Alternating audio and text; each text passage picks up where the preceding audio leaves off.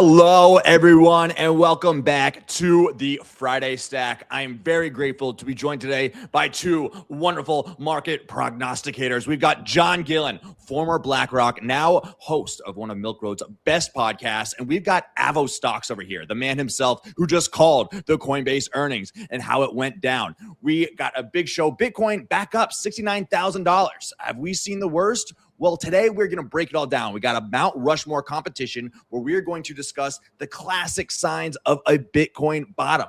What do you see? What kind of technical indicators are there? And what kind of personal anecdotes do you know to pop up on your timeline to let you know that Bitcoin has officially hit rock bottom and is about to bounce back? John, how are you doing today? Thank you for joining us. I am doing fantastic. I just spent the week at a conference here in New York City called Bitcoin Investor Week with Pompliano and a lot of other great people. Great energy, great enthusiasm, a lot of institutional interest. So I'm really excited to be here. It's a great opportunity in the market.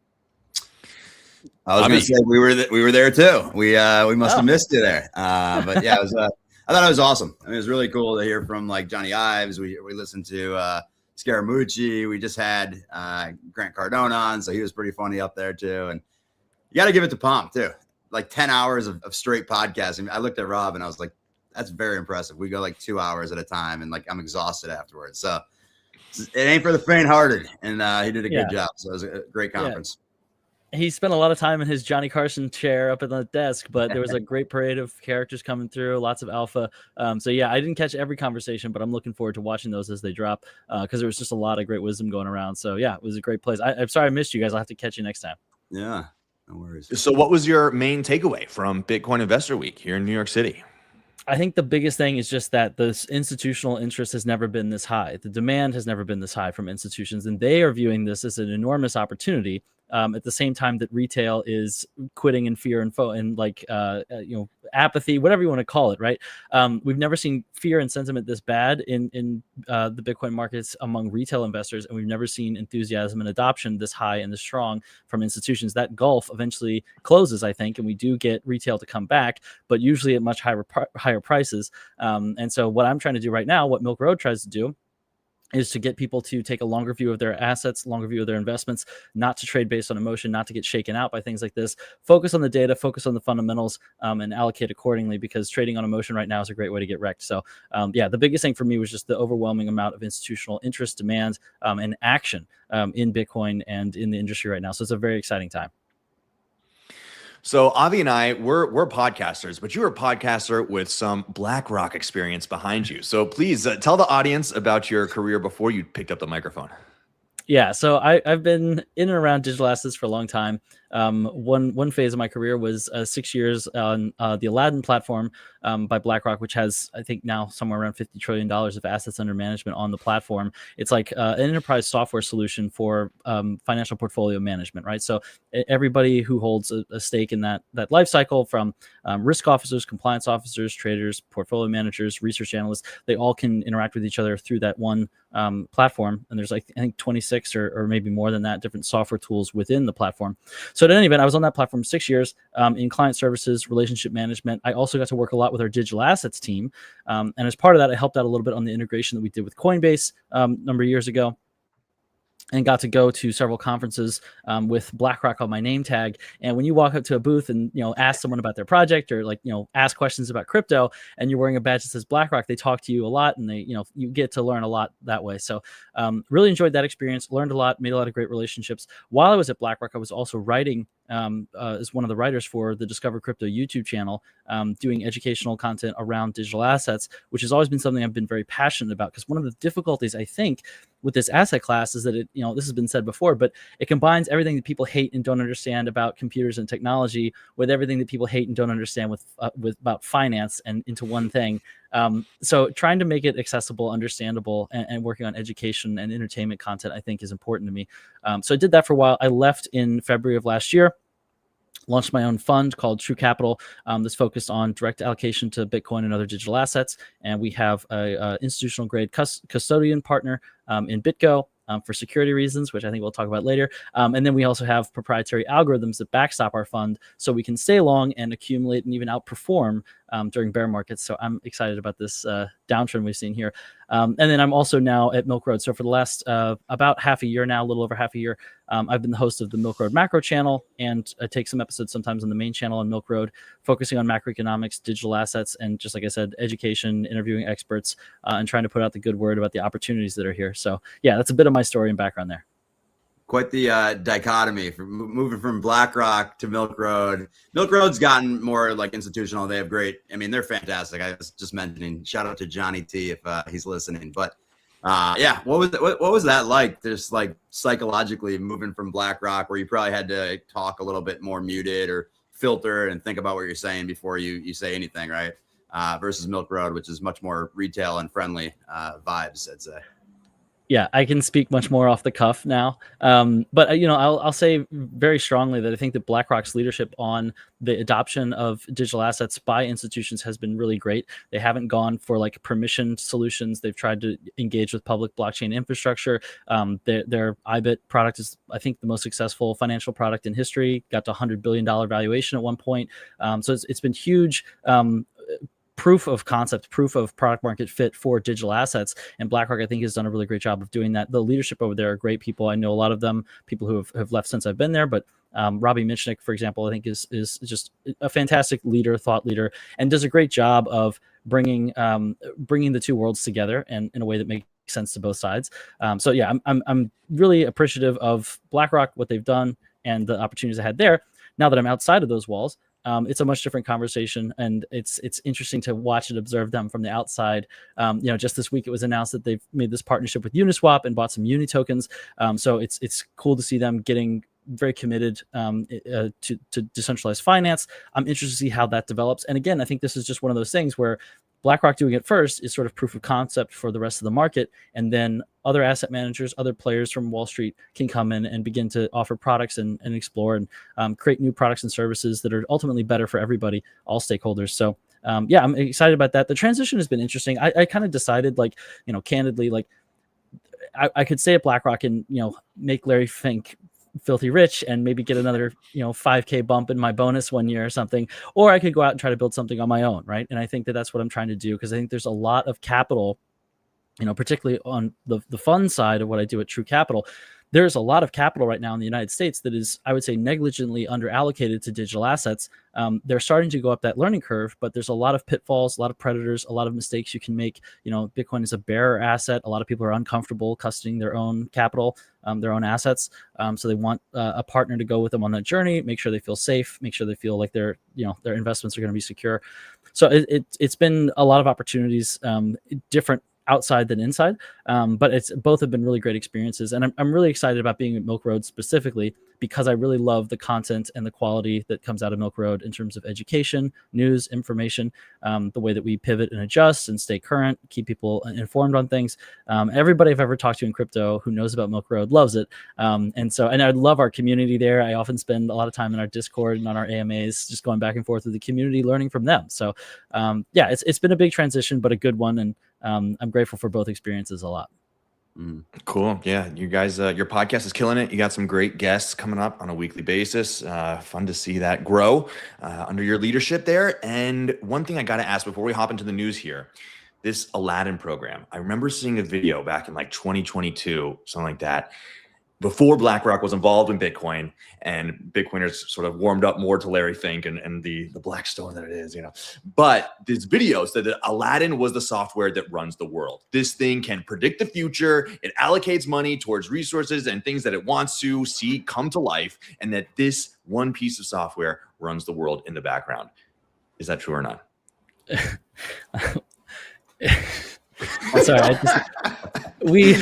So inside of BlackRock, and specifically on the Aladdin platform, this is like one of the biggest running jokes. So the way I try to explain this to people is making that kind of an assertion is like saying that Microsoft Word wrote the Game of Thrones novels. It's just like these are software tools. They are not sentient artificial intelligent tools. There are some things that we have in there in terms of models, like people try to do a lot of like portfolio analysis on, what happens if a 2008 style recession happens, what's my risk exposure to that. BlackRock and Aladdin, the secret sauce there, the big differentiator is that they speak in a language of risk and exposure, not necessarily in terms of like P&Ls or dollars and cents, right? It's all about thinking about what's your exposure if this happens, if there's a shock in oil prices, if there's a 2008 style recession, if there's a war that breaks out, right? So we try to model some of those things. We have a whole team who does a lot of work on that, but it is in no way predictive. It's not controlling all of this money. Our clients, users of Aladdin, would not be clients if we were controlling their assets. But I think that one of the big value propositions of Aladdin is that it leverages a lot of BlackRock's data, and like having all these people come together and leveraging one system makes it more powerful for all of the users. And that's why they're kind of using this, because before Aladdin, there was a different system for every different part of the business, every different part of the portfolio management lifecycle. So having it all in one platform is sort of like a seamless use, right? So it's like, the way I explain it to people is like Microsoft Office, you have Outlook, you have Excel, you have PowerPoint, you have Word, but there's a little bit of like a seamlessness because you're all in one suite of software products and tools. And that's kind of the value proposition of Aladdin. But all of these things that you see on TikTok about this is controlling the world and it's a machine that makes its own decisions and allocates its capital. All of this stuff is, and I can assure you of this because I know intimately the interior of the workings of this company. This is not the case. There are many problems with the system. They are always trying to make it better, but it is in no way a sentient overlord that's controlling all the world's capital. That's just not what it is. It's nobody has that. And if they did, we wouldn't be selling it to clients. We would just be using it to take over the world. So yeah. Quick question on that, because you always hear about these algorithms that all these massive funds have, right? With AI, and I'm sure they've figured this out, but how are they understanding what's bots? Like, is there a team of Russia that wants to like for example, the Coinbase? All I saw on yesterday's news was Coinbase is going to shit the bed. They're going to die on earnings, like everything. They were talking about Brian Armstrong, Coinbase stopping withdrawals for a second. And I was like, this has to be all priced in. And so I went long actually. And I said, okay, I'm going to zig when everyone else zags, and I'm going to take some calls. And I happen to be right here, but how are you guys, and how do you think that they're factoring in, just teams of bots that want to send news one direction? Do you guys pick that up then and make a false action on that? Or obviously so you guys... I could be speculating on this, but I don't really want to, and I don't want to necessarily speak for BlackRock. I still have tons of friends over there. I think that they are a great organization, does a lot of good things. I'm sure that they have ways of navigating systems like that or situations like that. But I don't think bot attacks on social media, like creating narratives, is impacting much of what goes on with the users of Aladdin or with Aladdin itself.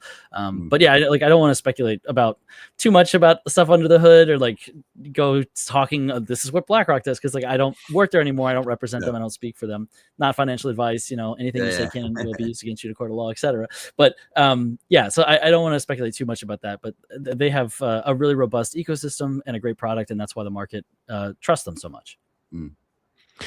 Well, then let's get into the news here. I would love to get your opinion on this piece that came out yesterday. So there was rumors for the last couple of months, but it's finally gone to vote. The Dutch Parliament, the House of Representatives, just passed the 36% unrealized capital gains tax applying to stocks, crypto, Bitcoin, of course.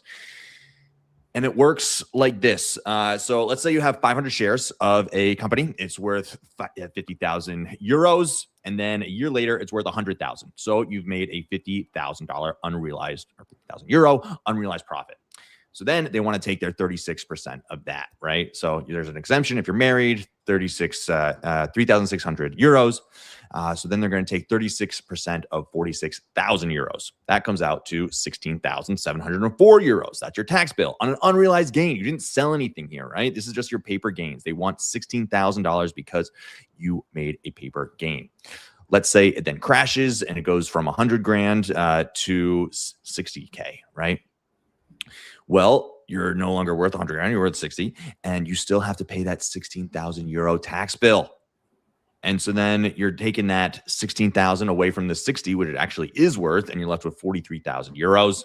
So your original shares, you had 500, now you're left with 360. So you had to sell 140 of them, which comes out to 28%. And your paper gain before was 50,000 euros. Your actual profit was 60,000, but then they take that and you're left so much poorer than you would have been over the just regular capital gains rules as we have them today. So this is actually happening. Euro, they are putting up the ring fence. They want that capital to be kept within the old continent and want to make sure that it does not flee. What is your take on this, John? And could we see this come to America? How are they going to prevent the capital from fleeing? Because when I see all these laws getting passed, to me, I remember the Jeff Bezos quote, "Your margin is my opportunity." What they've created is a regulatory arbitrage that, if the cost of relocating your business or your life out of this jurisdiction into another one that is much more tax friendly, that's an economic incentive for all that capital to leave. I think people who don't have assets that are impacted by this won't really care so much, but the people who do are largely going to be well-capitalized individuals or corporations. So if they're the ones that are incentivized to leave, you can see mass capital flight. That creates a huge opportunity for other jurisdictions to try to attract that capital, incentivize that relocation to happen to their jurisdiction. I think this is just like a thing that for some reason this idea has propped up. To me, it's the most like backwards, like counterproductive policy choice any regulatory jurisdiction can adopt, because it incentivizes the largest holders of capital in your jurisdiction to leave. Mark Zuckerberg recently left California because of this thing too.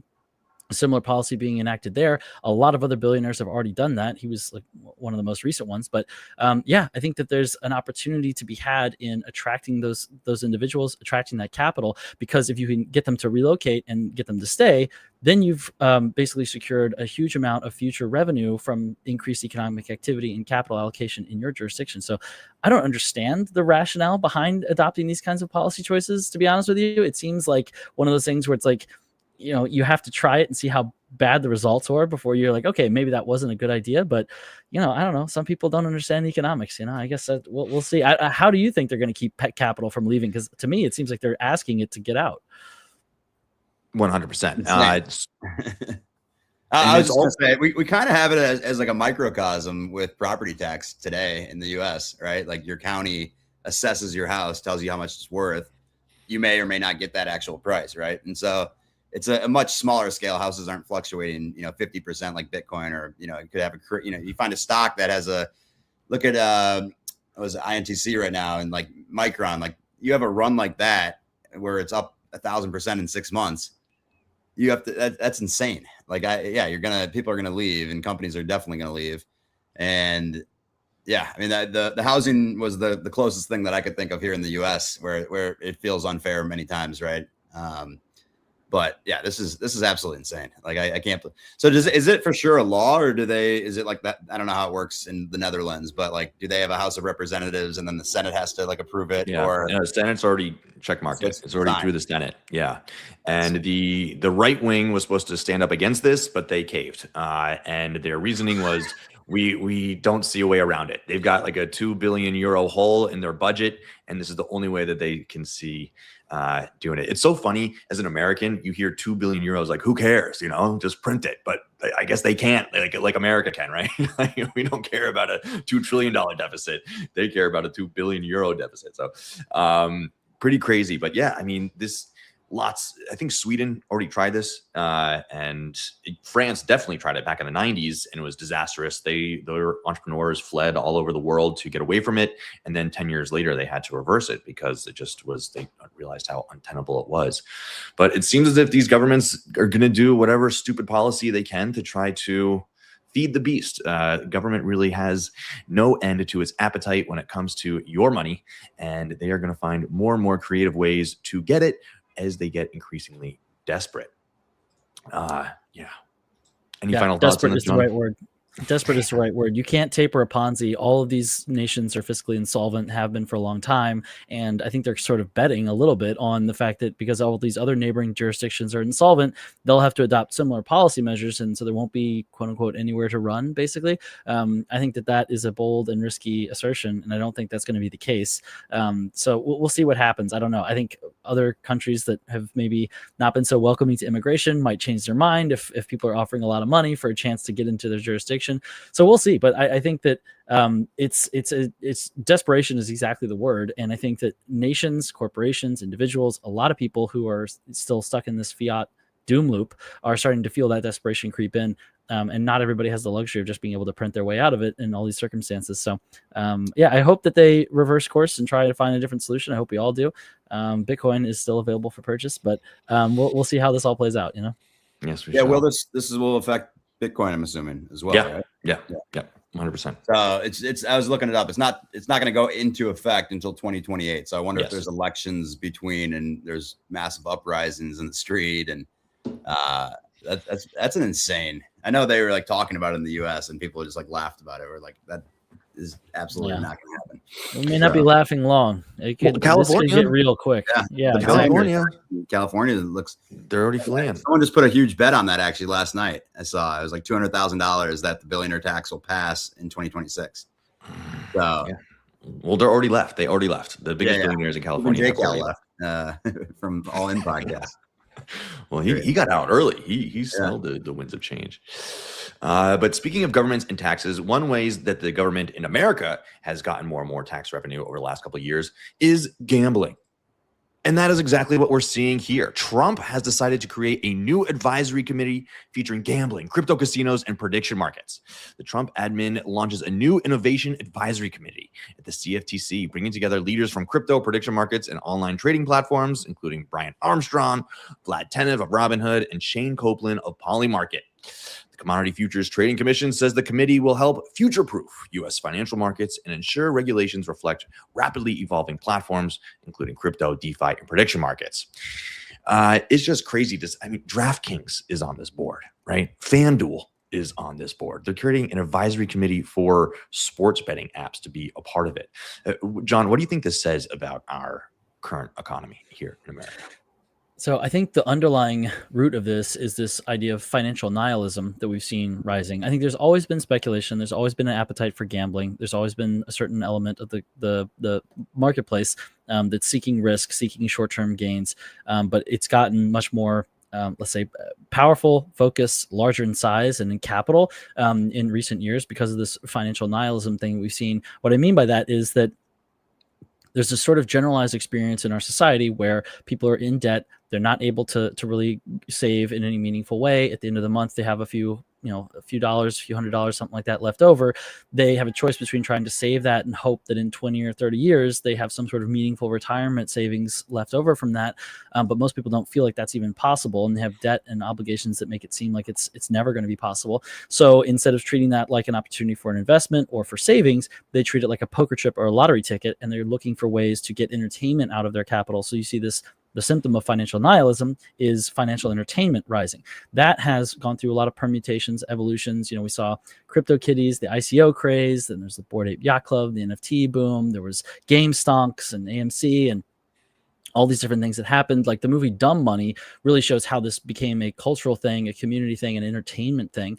And the latest iteration of this is prediction markets. The volume on prediction markets in terms of number of users, participants, and then capital being spent and money being earned is really staggering. I think Robinhood spun up a new prediction markets product on their platform in just like the last couple of quarters, last few months here, and it's already accounting for 11% of their revenue as a business. So it's a really enormous demand, and it's not going anywhere. I think that a lot of people can look at this and be very skeptical, but I think it's also a way of just addressing reality and being like, okay, well, which one of these products, what of these products and what of these prediction markets qualify as gambling, fall under the existing regulations around that, need to get gaming licenses and so forth, and what doesn't? How do we adjudicate that? Who adjudicates it? All these things. So I think having a formal conversation with government around that makes sense at this point, because you're not going to, the cat's out of the bag on this.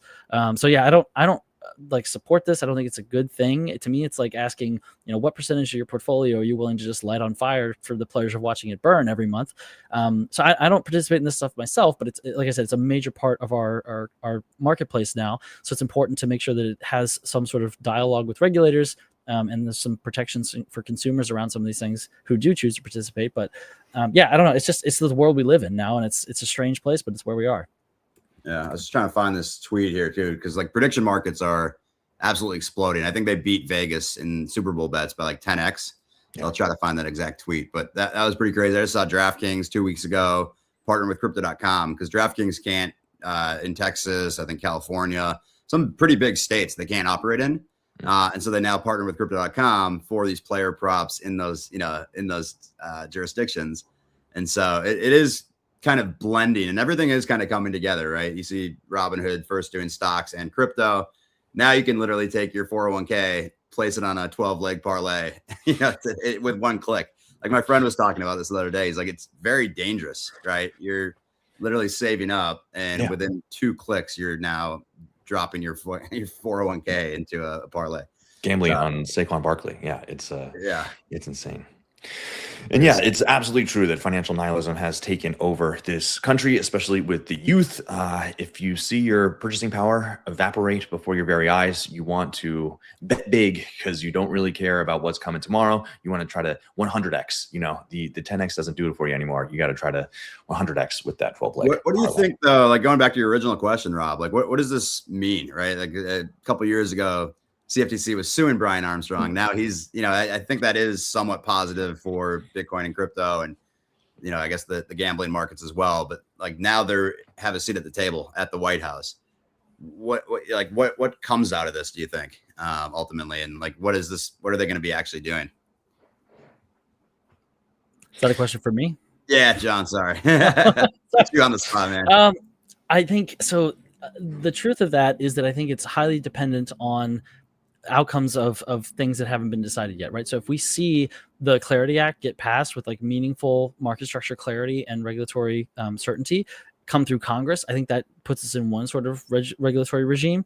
However, if they don't reach a compromise on like stablecoin yield and some of these other sticking points between the cryptos and the banking side on the Clarity Act, if that compromise doesn't happen, that bill doesn't come through, then I think we're kind of at the mercy of, or not the mercy, but like at the whim of whoever the next administration is and who they appoint to run these regulatory agencies and what kind of stance and outlook they take. Because, it's great that there's a conversation happening right now, but if the next administration is like the prior administration and takes a stance of saying like, hey, we don't want this in America, we don't want anybody to be able to do business here, we're going to use extra constitutional means to sort of use soft government power to force you out of our country, that ends up in a much different situation. So I think it's positive, it's constructive for now. I think we need to see congressional action take place to protect the industry from future administrations that maybe have a much different attitude towards the industry and the asset class. I think we got to see how that shakes out. I don't really know yet. I think we will get a bill, but I don't know what the bill will be like, right? There might be so much compromise in it that it's kind of watered down to being like a shoulder shrug. So we'll see how it plays out, but I still think that that's up in the air for now. That's what I don't know if you were there for Scaramucci's talk, but that's what he was talking about. He thinks it's going to go through, but Bitcoiners and crypto is not going to be very happy with the results. Yeah. And right. He's pretty close to administration, so who knows? But Rob, what do we got here? The Friday stack. Yeah, let me take it away because we got to fight against this financial nihilism. And the best way to do that is with Bitcoin. You got to Bitcoin pill your brain. You got to get a low time preference. You got to think about the future. You got to save. You got to think about how to improve your life over the long term. And we're helping you do that right now, today, with the Daily Stack. Go over to 21rates.com/stack. And you'll find this, the wheel. You can win, and you need to enter. The code word for today is John. John is the code word for today. You're going to sign in, you're going to enter the code word, and you're going to be entered into the opportunity to win 21,000 sats at the end of this show. So again, that website is 21rates.com/stack.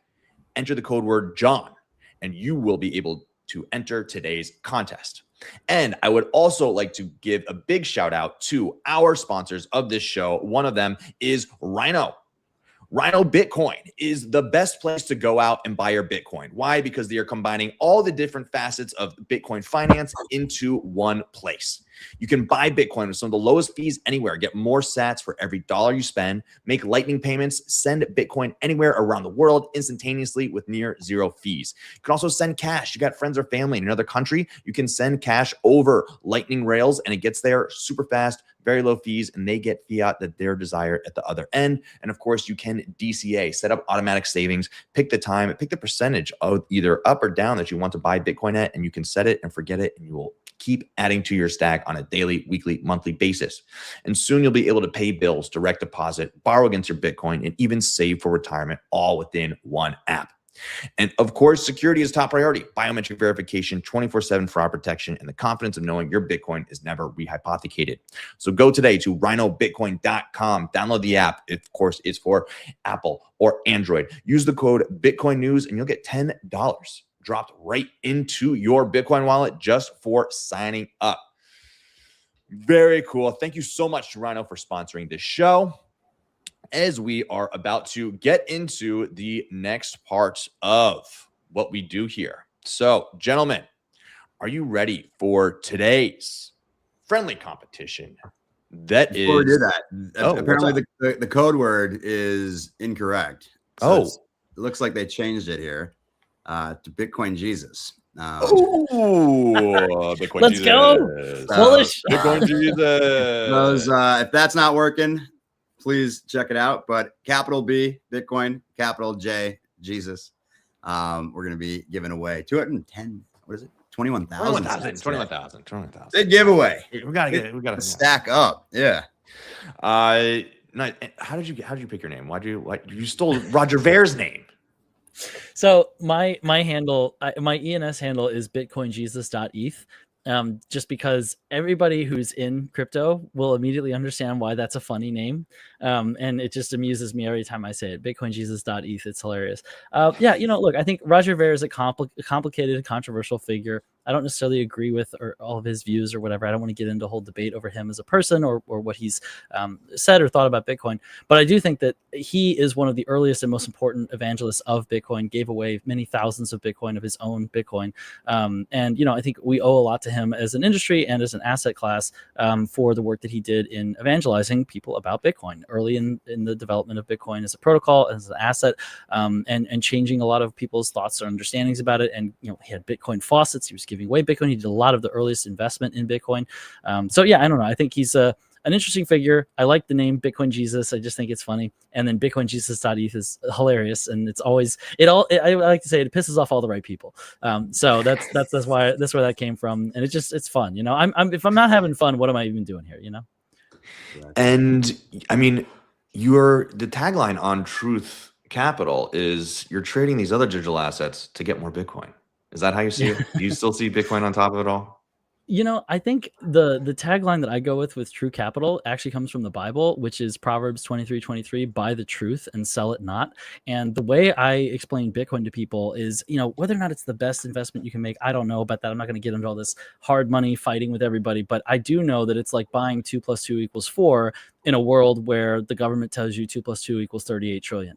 And that to me is worth it. It's like buying The Emperor Has No Clothes as an investment. That is a unique offering on the market. That's one of the things I've always liked about Bitcoin. I like that nobody can control Bitcoin. It's short all the right things. It's short the Communist Party of China. It's short the Federal Reserve and Jerome Powell and Joe Biden and everybody else, right? It's short Gary Gensler. It's a great investment because of what it's short, but it's also a great investment because it's like buying truth. And if you're able to put your capital into mathematical truth, to me, that's a really great and attractive investment opportunity in a world that's defined by lies of fiat and central bank fiat currencies. So that's kind of how I would characterize Bitcoin. The goal of True Capital is not necessarily only to accumulate more Bitcoin. That is the focus right now, because that's, I think, the focus of the digital assets industry, clearly.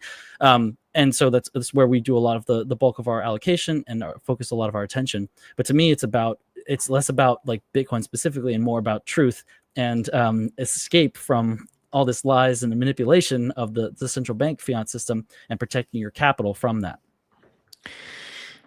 So we're about to play a game about signs of a Bitcoin bottom. How close do you think are we to the bottom?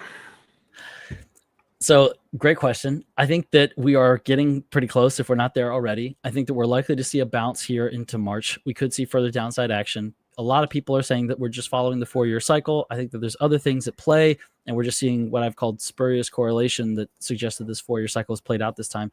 I think there's a lot of other things in the marketplace right now from the macro perspective that could see a Bitcoin bull run result here in 2026 before people are expecting it. But kind of no matter how you slice it, right? If we have to wait till November after the election to get some certainty in the market and see another recovery, or if we see the macro tailwinds lift the rest of the asset class and Bitcoin higher, either way, we're going to go higher from here. So I think we're in a process of bottoming. We've worked through in about 4 months the negative bearish price action that it normally takes us 12 to 18 months to get through. We've gotten close to the 200-week moving average that usually provides a bottom of support. We've also gone down now through the top of the previous market cycle high, which also usually serves as an approximation for where we would bottom. So I think there's a lot of things to point to say, and we've also never seen the RSI this oversold. We've never seen fear so bad, sentiment this bad before. So there's a lot of reasons to think that in many ways, by many metrics, we have bottomed. However, that doesn't mean that price, because we have low volume right now, we could see price wiggle up and down in different directions. We could see us dip into the 50s, but if we do, I think you're looking at a wick, not like, spending 4 months below 50K, something like that. So that's kind of my view on this. To me, below 70K is an accumulation opportunity. It's a fat pitch, right? The value on Bitcoin has gotten really strong now. Even JP Morgan released a report last week talking about how they think the value is in this range is really incredible on Bitcoin and other digital assets. We've also seen a lot of bullish momentum from institutional adoption. Fidelity launched their own stablecoin. Goldman Sachs disclosed a $1 billion position in Bitcoin, a $1.1 billion position in Bitcoin. Like I said, BlackRock recently started buying Uniswap, moving into DeFi in a serious way. There's just more capital coming. Eventually, it pushes us higher. So I don't know if this is the Pico exact bottom on the USD chart, but by many metrics, we're bottoming, and we're going to start building and forming a base and going higher here eventually. So if it takes a couple months, if it takes until November, whichever way you want to look at it, this is a bear market low or a macro downtrend low, and I think we form a base and go higher from here. How do we, before we jump into Mount Rushmore here in a second, how do we get retail back? Because I feel like I've heard institutional, over and over again. And even at 60K, right, this financial nihilism concept, if it goes back to 100K, people always think you can only buy one Bitcoin, right? So you have to spend 100K. Yep. You don't. For those listening that don't know that, obviously you don't need to do that. But how do you think we get retail back in it? That Coinbase commercial, I don't know if that was the catalyst for us that we needed. Yeah, I think that actually irritated a lot of people who were kind of like, boo. But you know what? I think it really does come in time. You have to do brand therapy around crypto and digital assets, make sure people understand that it's not just all scams, that there's a lot of value in these assets too. But I think that the best public relations you can have is price appreciation. And you're going to see that's none of the hot ball of money that's currently speculating on gold and silver actually cares about gold or silver. They care about the opportunity to create a profit and to come away with more than they put in. So that's what you need to see in digital assets and in Bitcoin, again, to get that retail speculation back. My view is the opportunity in the market is actually better, stronger, and much easier to navigate while we just have institutional capital allocating for the long term. Because we're likely to see, like we've seen for the last several years, this sort of steady march higher, less froth, less speculation, less, the meme coin casino will come back at some point, but there'll be less of that, right? And that to me is a healthier market, a more stable market, less prone to volatility in these big swings and bull and bear markets. But yeah, that overvaluation and euphoria comes back once I think we get over 100, maybe over the all-time high again, and then you'll start to see retail really panic buy in, and we'll see some FOMO blast off tops. Love it. Boom. All right, boys, we ready for this game? Let's get it going. Fire away. All right. So, John, you are up first. Of course, this is Mount Rushmore. And the name of the game today is Signs That Bitcoin Has Bottomed. We're talking technicals. We're talking anecdotes. We're talking Peter Schiff. How do we know when Bitcoin has finally reached the bottom and is ready to blast off once again? So it's going to be a snake draft. John, you're first. We go through. Avi picks twice and then back around the opposite way. So, John, please, with your first pick, what do you go with? I'm going to go with Jim Cramer calls for Bitcoin to go to zero. I think that God takes notes off of what Jim Cramer says. And when Jim Cramer says we're dead, that means we've bottomed and the bull run is back. Inverse Cramer. Yes, that is a classic. You think he's a genius, trying to help retailers out, and people are hoping you catch on, and all right, go inverse Cramer here. Do I think Jim Cramer's a genius? No. I think he's paid to be like that's, allegedly, let's say, not directly paid. I don't want to make any like accusations, but he benefits from shilling certain things. So let's just say it that way. Totally. And you're talking, like I had this with my old podcast, you're talking about 20 stocks a week. Some of them are going to look like shit, eventually. So that's the other thing. He's talking about every stock every day. It's kind of hard, and people kind of pick and choose what they attack them on. So right. Good first pick though. That was definitely on my list. All right, over to me. I am going to go with this one. It happens big time with the biggest blow-ups, and that is when an exchange goes down. We got, of course, Mt. Gox 2014 led to a huge Bitcoin bear market, but that sacrifice needed to happen. And then, of course, we saw it again. FTX 2022 led directly to the worst of Bitcoin bear market, dropping below the previous all-time high from 2017, going down to around 15.9K at the end of 2022. So once you see an exchange blow up, a big name, a place where a lot of Bitcoin was stored and a lot of Bitcoin transacted through, that's a pretty good indicator that we are at the bottom, or at least close to it. So yes, that is my telltale sign that we are close to a Bitcoin bottom. Love it. Well, we just talked about this week. I can't even remember the days anymore. Where Binance is on predicts right now where they may blow up by the end of March. And apparently there's some whispers going on that Binance is not in order, and knock on wood, that would not be good if Binance goes down. So hopefully that doesn't happen. I'm going to go pretty basic, but fear and greed index goes to single digits. I just checked it. We're at 9 today, but it hit 5 in February, one of the lowest ratings in the index history. It only ever went that low during the COVID crash of March 2020. So that is actually like a data point that people can look at. After COVID, the single digit reading, Bitcoin went from 4,800 to 69,000. After the 2018 single digit reading, Bitcoin went from 3,100 to 69,000.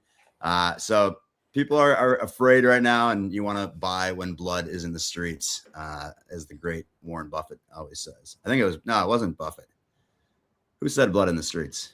Was it? I think it's attributed to a lot of people, but Rothschild primarily, yeah. That's correct. We'll do that again. Rothschild, as I mentioned. A live edit, as you got.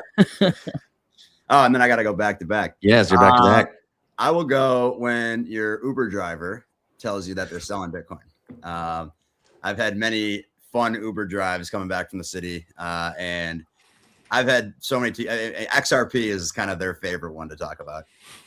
But for those that, when they say kind of the inverse Cramer here, the inverse Uber driver telling you to buy stuff, when they tell you that they're selling stuff, that is about the time. Or when your grandma tells you that they're selling their Bitcoin, or your friends all start texting you saying Bitcoin's dead, that's a good indicator usually. All right. Yeah. I'm going to go along the same vein and say mom text. When your mom sends you the text, are you okay? Is everything all right? Is Bitcoin going to survive? That's a pretty good indicator to me. I got one of those last 2 weeks, I guess 2 Fridays ago, when we crashed down to 60K. Yeah. Or was even worse is an in-law text. I got one from my in-laws. Yeah. And I was like, I'm fine. Is our daughter going to be all right? Yeah, exactly. Yeah, dude. John, did your mom text you? My mom texted me, but not about Bitcoin, thankfully. Okay, so cool. Yeah, you're safe then. All right, I'm going to give an actual real answer on this one. I'm going to say when we get back above the 50-week moving average, because then we will be in bull market territory on technicals. And so one of the ways you actually know where you've bottomed is in hindsight, right? So once we get actually back into a technical bull market, then we'll know the bear market or the bearish period is over, and we'll know where we bottomed. So that'll probably happen several months after the fact. But that is, I think, one of the ways to tell for sure that we've bottomed and we're now in a new bull market.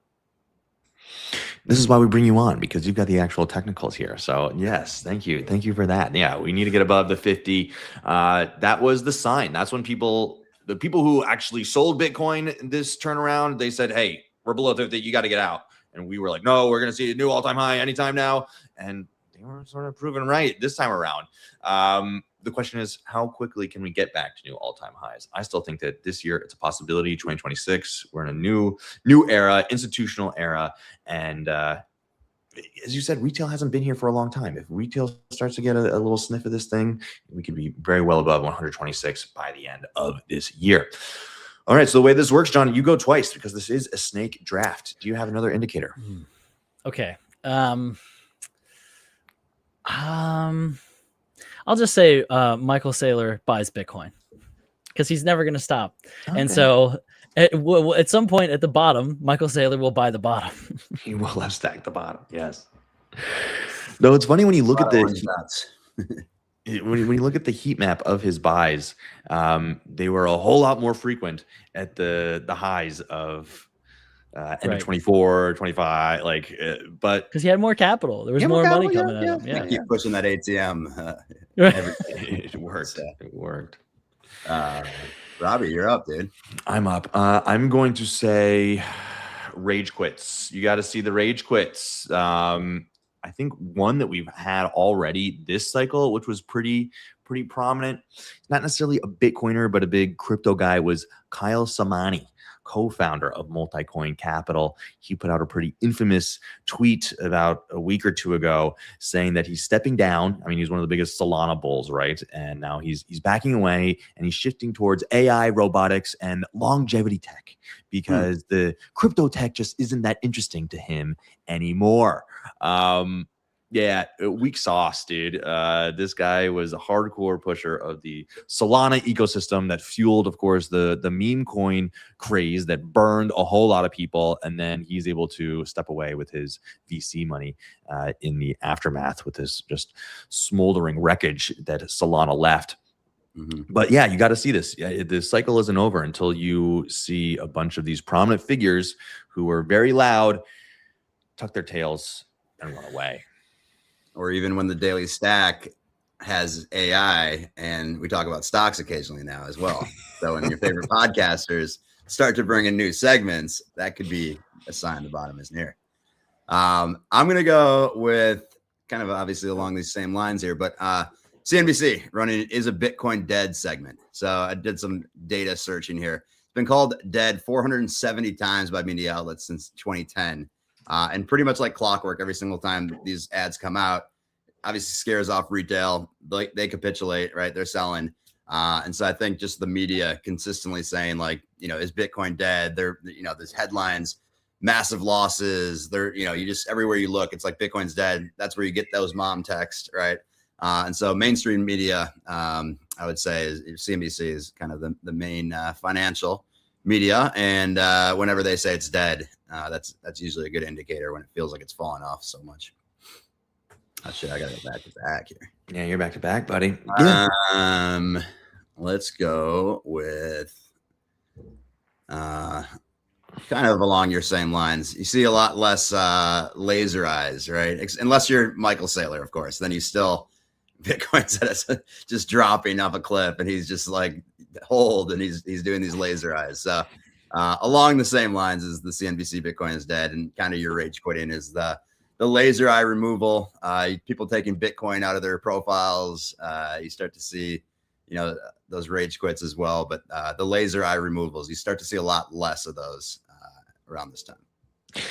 Yeah, I'll add on to that and say I think the laser eye removal was a huge sign in 2021, 22 that Bitcoin had bottomed, that people were sort of embarrassed to show the laser eyes when it had gone from 69K down to 16.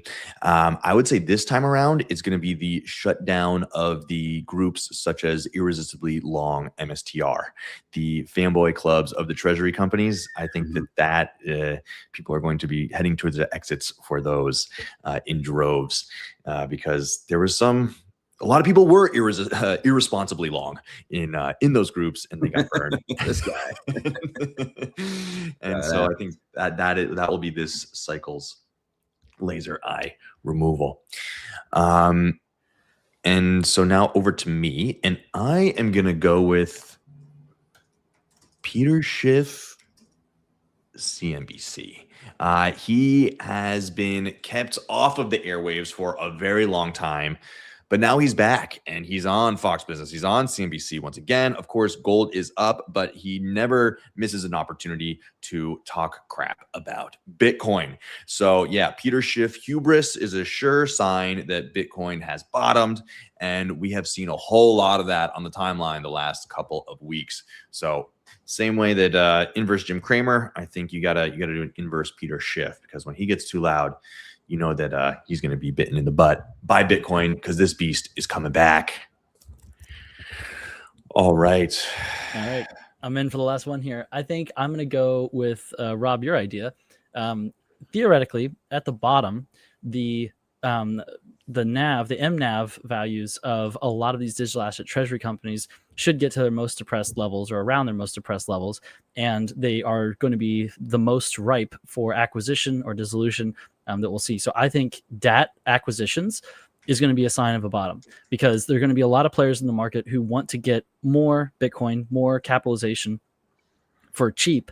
And when a lot of these digital asset treasury companies are well below their MNAVs, that means that they're great to buy if you want to get those underlying assets at a major discount.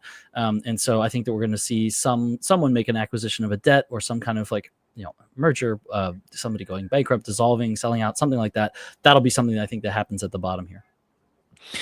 Yeah, it's funny. It hasn't really happened yet. We did see it with Semler and Strive.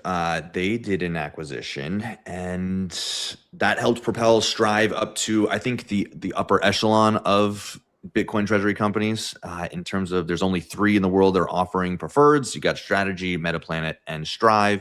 I really think they can only do that once you reach a certain scale. They needed to get above 10,000 BTC, which they were able to do by acquiring Semler's stack for a discount.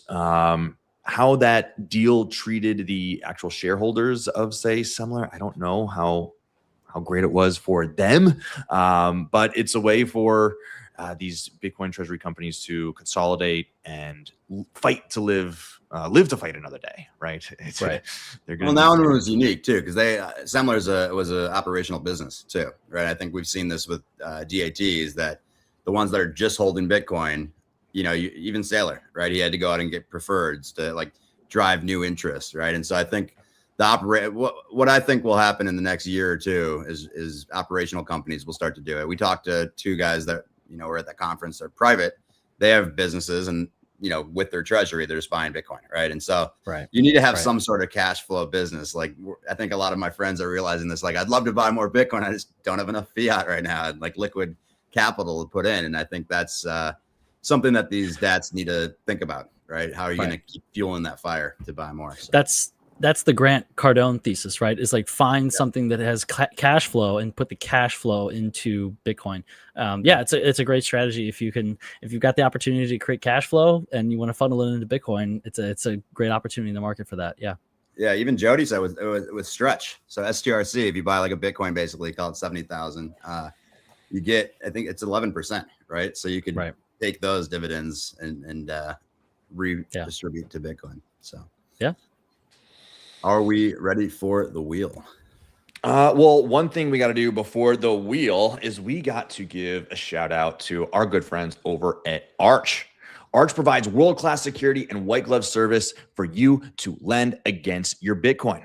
If you're listening to the stream, you did the hard part, you stacked, you held, you didn't panic sell, but life happens. There's taxes, new opportunities. Say you want to buy a house and put a down payment down, but you don't want to sell your Bitcoin because it just feels wrong.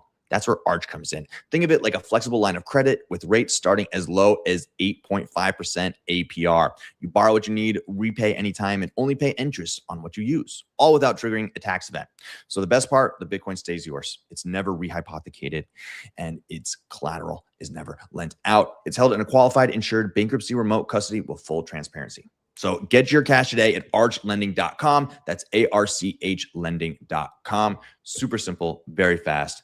And it's a great time to take a loan out against your Bitcoin when it's already crashed 50%. Use /daily stack as well for 1% off.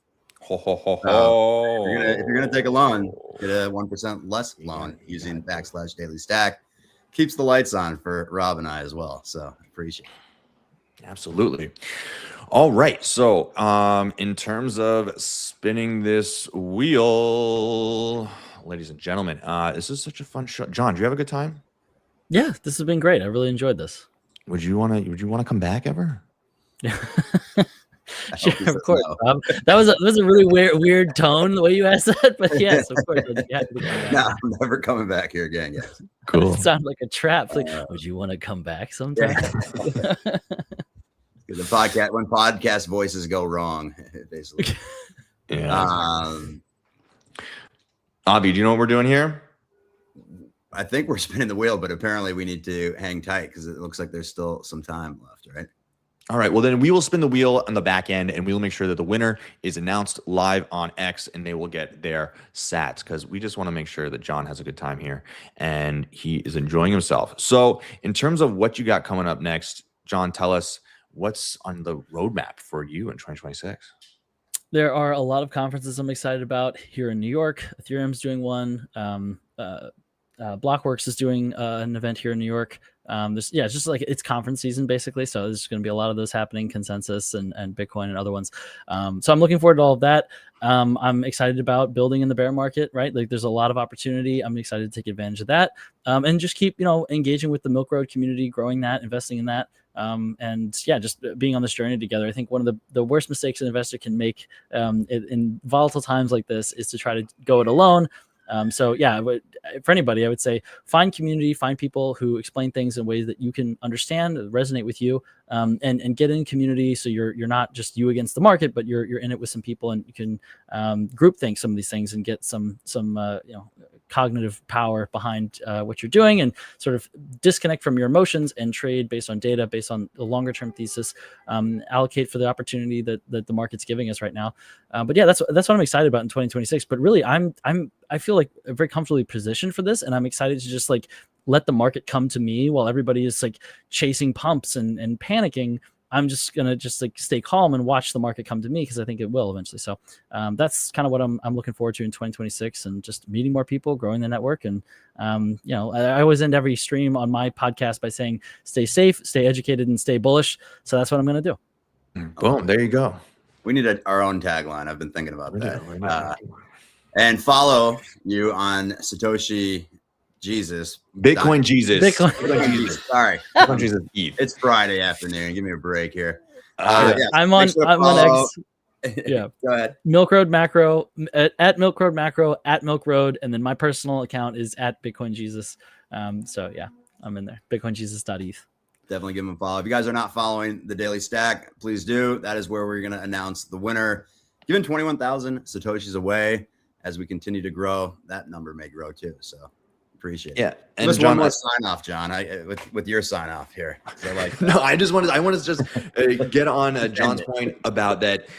It's about community, right? And when the market goes down, you still got the people, the friends you met along the way. And so we're here every single day, 5 days a week, 12:30 p.m. Eastern, going live, making sure that we have a community, that the Bitcoiners have a voice. You can always hear from very smart, educated people such as John, who have great insights into the markets, what is actually going on behind the scenes. And then once you have that information, you have that community, you're a lot less scared. It's a lot less scary out there. So that's what we're here. We're trying to build some fun, build a community, and make sure that you guys hold on to your Bitcoin because it's really cheap right now. It's going to get a whole lot more expensive. So don't go buying back later.